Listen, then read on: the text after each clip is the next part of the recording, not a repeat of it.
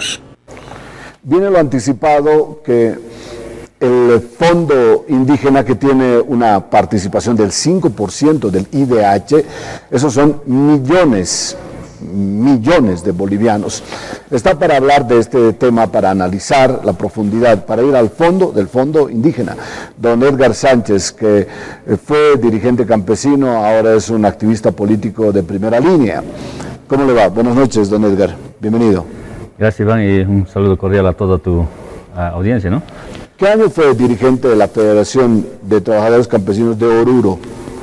2002 al 2004. Ajá. En la época de Octubre Rojo. Ya. Febrero también, que ha sido una fecha muy luctuosa en esas fechas del año 2003, ¿no? Porque cuando llegó Evo Morales, se dice llegó Evo Morales al poder, pero hay un trabajo previo con Felipe Quispe y otros dirigentes indígenas importantes, campesinos, ¿no? El gran actor de esa época ha sido Felipe Quispe, pero el que ha capitalizado toda esa lucha acumulada del año 2002, porque era una lucha acumulada desde la década del 70, 80, 90, la marcha indígena, toda esa acumulación de fuerzas sociales ha derivado de una revolución del Alto, juntamente con los mineros de Huanún y otros sectores. No se entiende ese proceso sin Alejo Vélez, por ejemplo, ¿no? Bueno, ha habido muchos dirigentes. Varios. Muchísimos dirigentes, pero el que ha capitalizado, a pesar de que no ha estado en la lucha de octubre de 2013, Evo Morales es el que se ha beneficiado de toda esta lucha, ¿no? Porque dice, capitalizó, pero no estaba, porque en un momento determinado, yo creo que Felipe Quispe era el que iba a estar ahí en la línea del poder, ¿no? Lo que pasa es que Evo Morales siempre se escapaba de las luchas. En el momento de poner lo que ponen las gallinas, nunca estaba. Y nosotros estábamos ahí luchando en Patacamaya, bajo un cerco de los soldados de Patacamaya, del cuartel de Patacamaya. ¿Año 2003? Sí, el 14 de octubre del año 2003. Estábamos cercados en Patacamaya, no podíamos pasar hacia La Paz, entonces hice varias llamadas al teléfono de Evo Morales y nunca contestaba. O sea, apareció creo que el 19 o 20 de octubre. Sí. Y recién es que también no tenía un norte, la Central Obrera Boliviana no tenía un norte después de... Pero el mismo movimiento no tenía un norte, no sabíamos si se iba a ir Gonzalo Sánchez de Lozada, ¿no? Sí, o sea, toda revolución es así, ¿no? O sea, no planificas hasta qué punto va a generarse un conflicto y derivó en la renuncia de Goni. La COP no sabía qué hacer, quería entregar a David Vargas la silla presidencial. ¿Al policía? Ajá, al mayor David Vargas, después a Jaime Solares, no quiso. Jaime Solares propuso, llamaremos a una junta militar para que convoque a elecciones, las bases no quisieron y se quedó ahí, ¿no? Y finalmente decidió el Congreso en que va a ser una sucesión constitucional que derivó en Carlos Mesa como presidente en esa época. Y después Eduardo Rodríguez, que ya sabemos, ¿no? Sí. Bueno, fueron realmente días difíciles. Uno sabe cómo empieza el día y el momento, cómo empieza, pero no sabe cómo va a terminar el asunto, ¿no? Al igual que el año 2019, o sea, la gente se movilizó, pero no sabían cuál era el plan, y por eso es que se llegó a un gobierno transitorio con todas las cosas que ya sabemos. Ya sabemos, bueno, lo del año 2019, pero hablarle a un joven del año 2003, 2004, sucesión presidencial, que Mario Cosío de por medio, Ormando Bacadío, son temas realmente desconocidos para las nuevas generaciones, ¿no le parece? Sí, hay varios activistas jóvenes, sobre todo, han dicho, no conocemos otro presidente que no sea Evo Morales, ¿no? Sí. Y obviamente eso le genera una sola visión, ¿no? Y bueno, creo que en eso hay que avanzar en el ámbito democrático en Bolivia. Hablemos un poco del fondo indígena, que tiene un 5% del IDH, que son millones de bolivianos. Realmente, ¿cuánto maneja? ¿Cuánto manejó el fondo indígena? Hasta que se denunció, porque los que denunciaron fueron los de la Contraloría, el señor Herbas, si no me equivoco. Claro. No me acuerdo el nombre, Herbas. Él era el Contralor General, denunció que había malos manejos. Hasta esa fecha habían alrededor de 3.600 millones de bolivianos en el fondo indígena. se denunció y se dijo que los dirigentes habían malgastado los recursos, que se había despilfarrado, y esto llegó a cubrir más o menos entre 900 a 1.500 millones de bolivianos, que al final se investigó casi alrededor de 2.000 millones de bolivianos, más o menos, ¿no? Gabriel Herbas Camacho. Gabriel Herbas, correcto. Finalmente la Contraloría y el Ministerio de Transparencia y otras entidades, incluida la Fiscalía, investigaron alrededor de 2.000 millones de bolivianos, ¿no? Ya. Esta investigación estaba orientada a ver dónde han ido a parar estos recursos, y hemos visto de que habían ido a parar a cuentas particulares de los dirigentes sindicales. Investigando el caso, ¿por qué a cuentas particulares? Había un reglamento que había aprobado el Ministerio de la Presidencia, el Ministerio de Desarrollo Agropecuario, el Ministerio de Planificación, el Ministerio de Desarrollo Productivo y el Ministerio de la Presidencia, Juan Ramón de la Quintana, un reglamento que decía que los proyectos se aprueban en el Ministerio de Desarrollo Rural. Una vez aprobado, se transfiere estos recursos a cuentas de los dirigentes. ¿El dirigente qué hacía?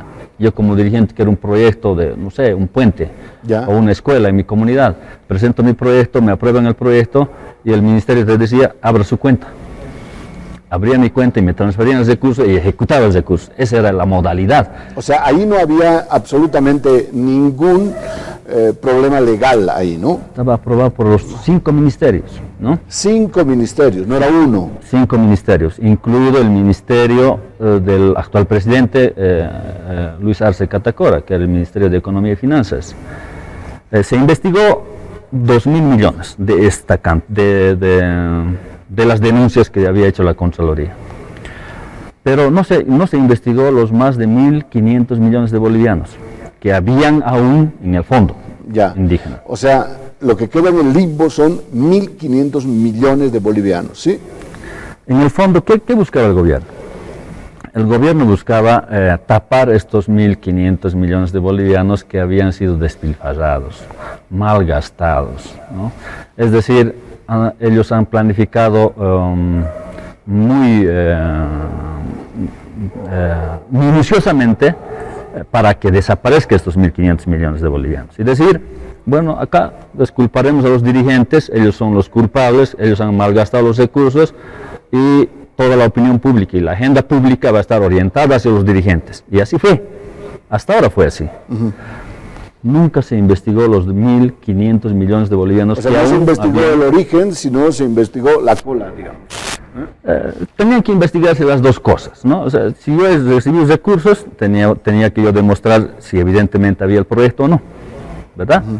Pero también debería haberse investigado los 1.500 millones de bolivianos que no habían sido identificados en el Fondo Indígena. Por tanto, tampoco habían sido transferidos esos 1.500 millones. No, estaban en el Fondo Indígena. Y cuando se refundó el fondo, ya no había esos recursos. Se refundó desde cero. Por eso es que Aramayo, nosotros con muchos dirigentes, le dijimos que denuncie estas cosas. No quiso. Marco Aramayo, que recientemente murió. Lamentablemente falleció en la cárcel. Y él fue acusado ¿de qué? ¿De qué fue acusado? Fue acusado de haber aprobado los proyectos, aprobado las transferencias, ¿no? Pero esta aprobación de las transferencias venía de un origen más atrás, que era la aprobación del reglamento.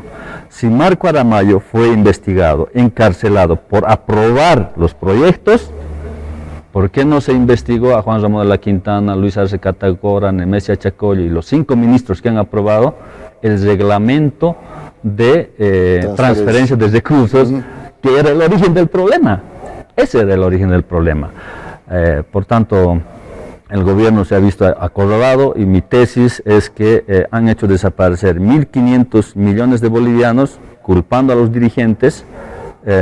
Esta culpabilidad tampoco a todos, porque de estos 2.000 millones de bolivianos que te hablo, de proyectos que se han transferido a los dirigentes, son alrededor de 1.000 dirigentes que están involucrados en este tipo de proyectos.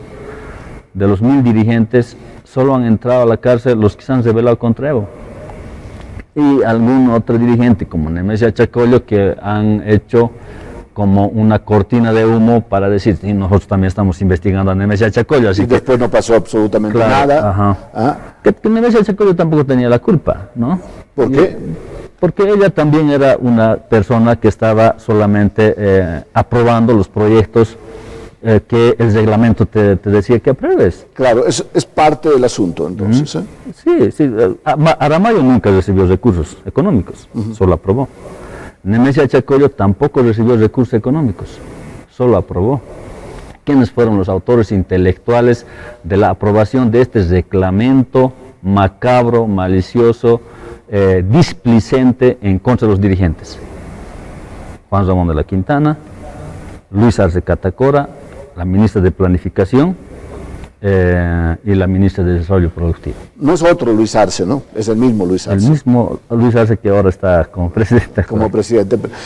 Don Edgar Sánchez, exdirigente de la Federación de Campesinos de Oruro, que sabe el fondo del asunto, del fondo indígena. Antes, en los gobiernos liberales, neoliberales, había gastos reservados, ¿no? Para pagar a algunos dirigentes, para que se movilicen, otros para que no se movilicen. En ese tiempo había cumbres, muchas cumbres, había movilización, encuentros, diferentes movilizaciones. ¿No será que hubo un disimulo ahí de un fondo reservado con este dinero del fondo indígena? Yo finalmente concluyo de que ¿por qué han aprobado la transferencia a cuentas particulares de los dirigentes?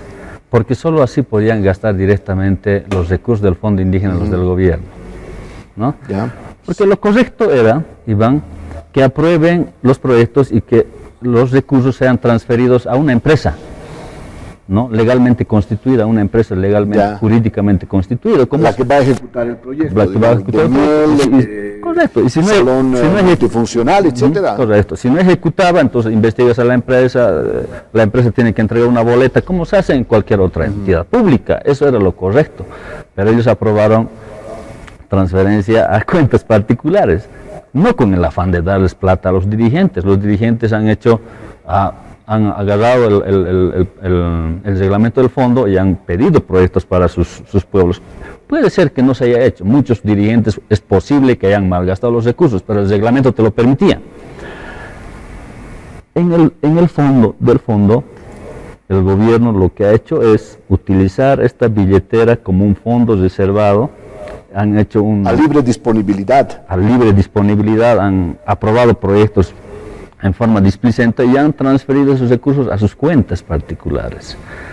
Te hablo de los 1.500 millones de bolivianos. Esos 1.500 millones de bolivianos no va a aparecer nunca. Hay 2.000 millones de bolivianos investigados hacia los dirigentes, sí. Y los 1.500 millones de bolivianos que aún estaban en el fondo indígena no existen, no van a existir porque eso ha sido gastado como en forma displicente, como gasto reservado para el gobierno. Claro, como seguramente hizo Banzer, como hizo Emir, bueno, había dinero que nadie rendía cuenta si posiblemente ocurra esto. Pero hay otro dinero también del fondo indígena que iba, por ejemplo, con la diputada Patti. Resulta que ella hizo un proyecto de miel donde se utilizó cola, por ejemplo, que ahuyentó a las abejas. ¿Algún momento se hizo una evaluación de estos proyectos ya ejecutados?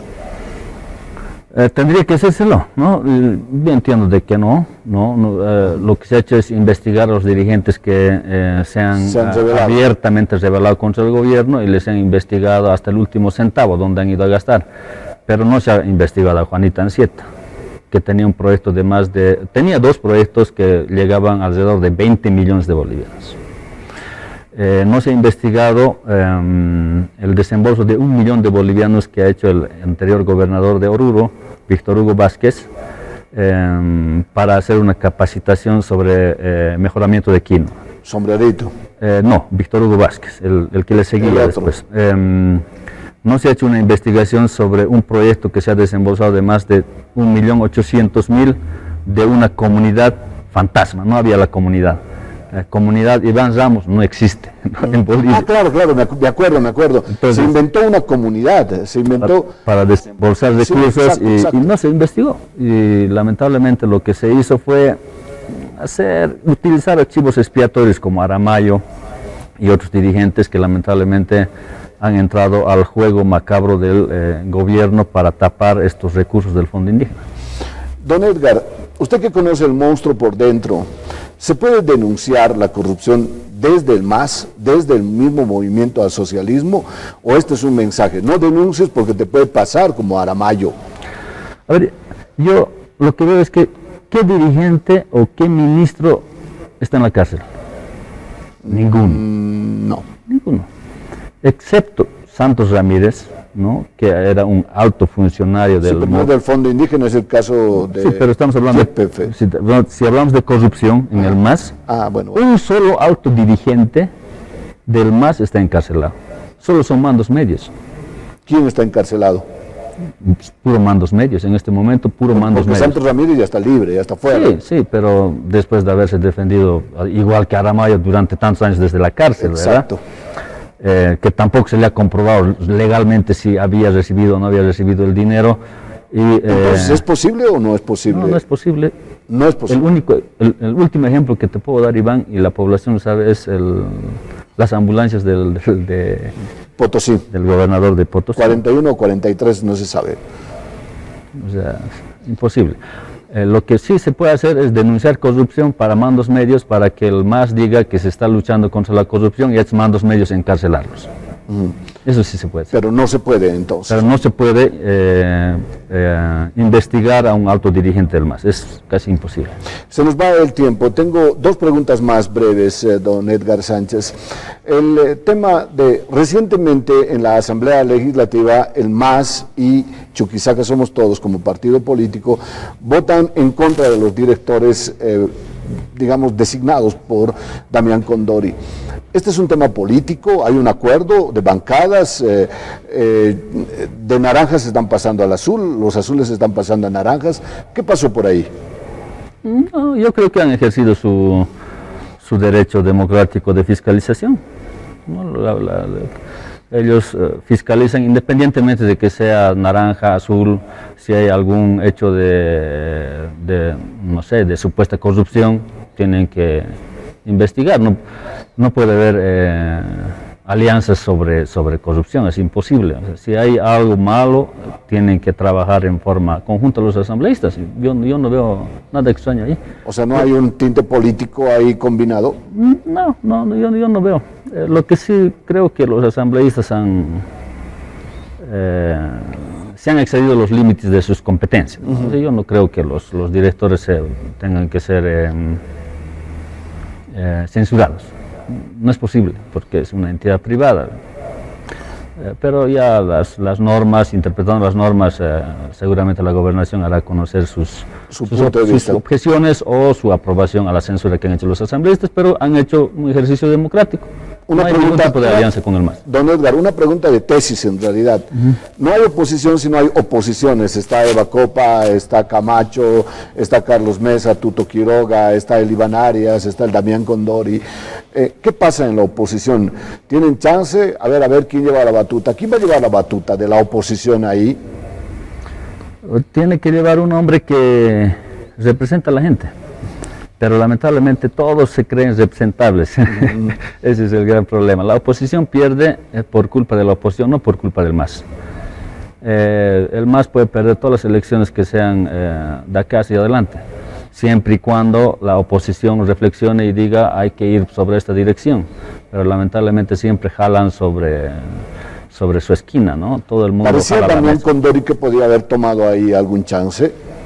Sí, yo creo que Eva Copa, Santos Quispe, Damián y otros líderes son importantísimos en la actuación de futuro, en la política, y creo que Damián, solamente por su origen quechua, tiene una gran ventaja para poder liderizar una oposición de reencuentro, una oposición de reconciliación entre bolivianos. Creo que ya esta lucha de izquierda-derecha, de caras y taras, de indios y citadinos, ya ha pasado de moda, ¿no? Y creo que lo que hay que hacer es lanzar un mensaje de reencuentro, de unidad, y creo que Damián puede reencarnar eso, ¿no? Muchas gracias, buenas noches, don Edgar. Gracias. Siga viniendo aquí al Periodismo de Cuenta. Buenas noches. Gracias. el ex dirigente de la Federación de Campesinos de Oruro, don Edgar Sánchez, con nosotros. Enseguida volvemos para hablar de un tema súper importante que compromete a los jóvenes, que compromete a toda la población en general.